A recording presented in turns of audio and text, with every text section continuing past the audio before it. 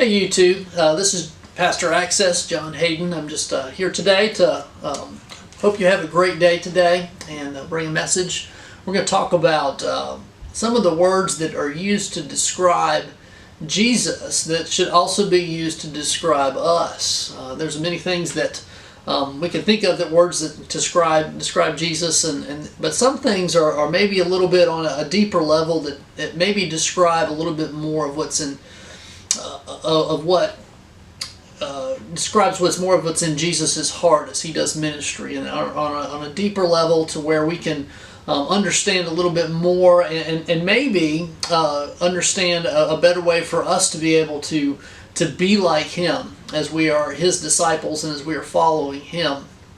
And so we're going to go through a sermon series. This is the first series within that. I'm going to give you a consolidated message, one that was preached this past Sunday at Access 17th Street Baptist Church, and a consolidated message about Jesus and compassion.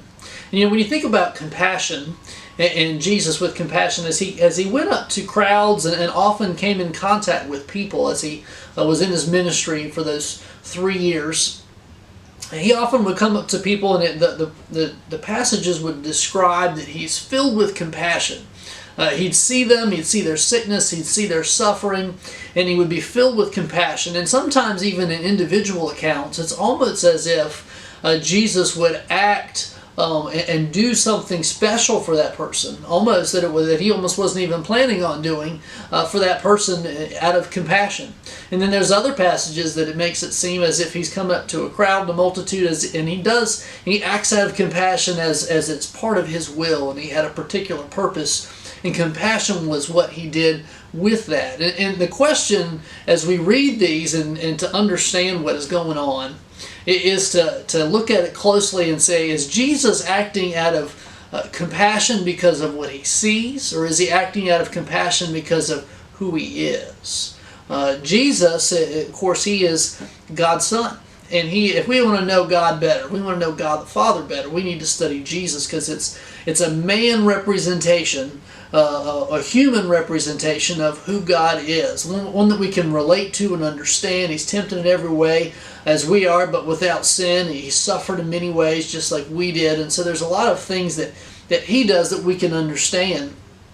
And so when you think about compassion and you remember that Jesus is 100% God and 100% man, it's important to understand that everything that Jesus did while he was on earth was coming out of who he was. They weren't just reacting on emotion. It was who he was as Jesus and as being 100% God. And so when he saw people, compassion came out of him, not because it was something new for him to feel, but it was because of who he was. And so while many passages, as I'm getting back to what I started with, many passages make it seem like people made him compassionate, he really was a compassionate person, as you know, as the human side of him, because of who he was being God. And so when he would come up to people, he would act in compassion, and so compassion was at the core of who he was.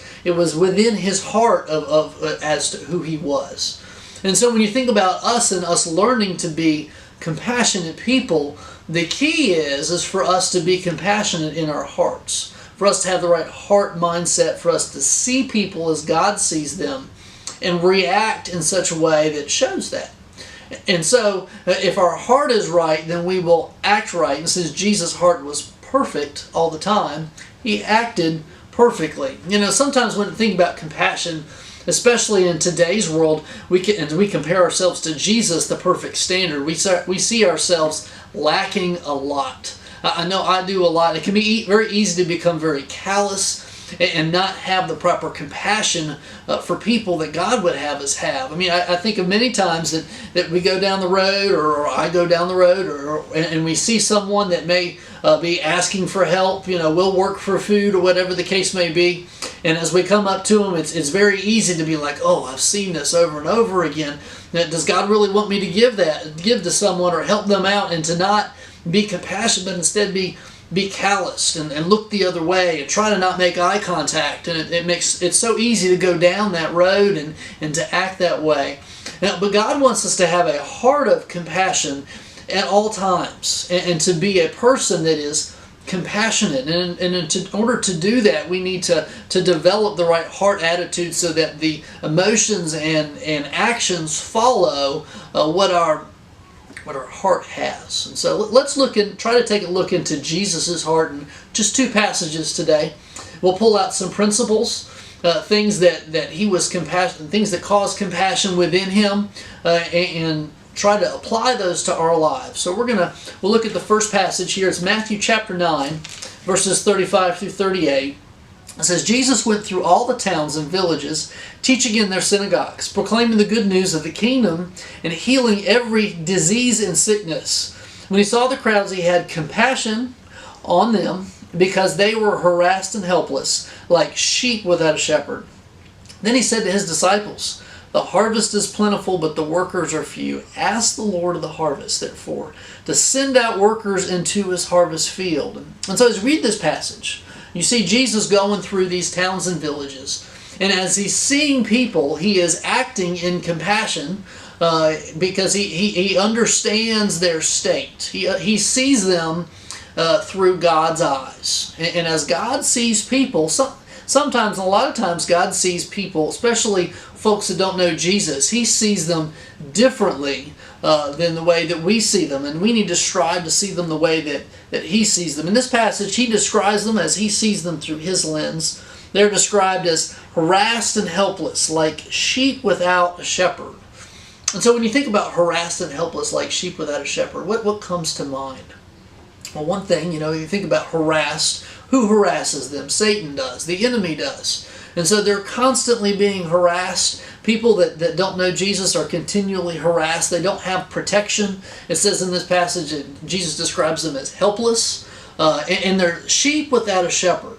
And if you've been around sheep much, they're not the smartest animals. And they don't have a lot of ability to defend themselves or to take care of themselves in many ways. And so they're very dependent on the shepherd. And that's key when it comes to viewing people who don't know Jesus. As Jesus is going through these towns, he sees these people who do not have a relationship with the Father, and they don't have a protector.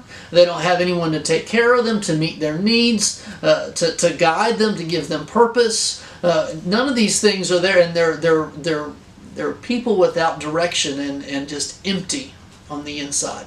And so as Jesus sees them in their true spiritual state, he sees them as that, and he sees them without sheep without a shepherd, and he has compassion on them as a result of that. And if we're going to be people that are compassionate the way God wants us to be, we've got to be able to first start to see people the way that God sees them.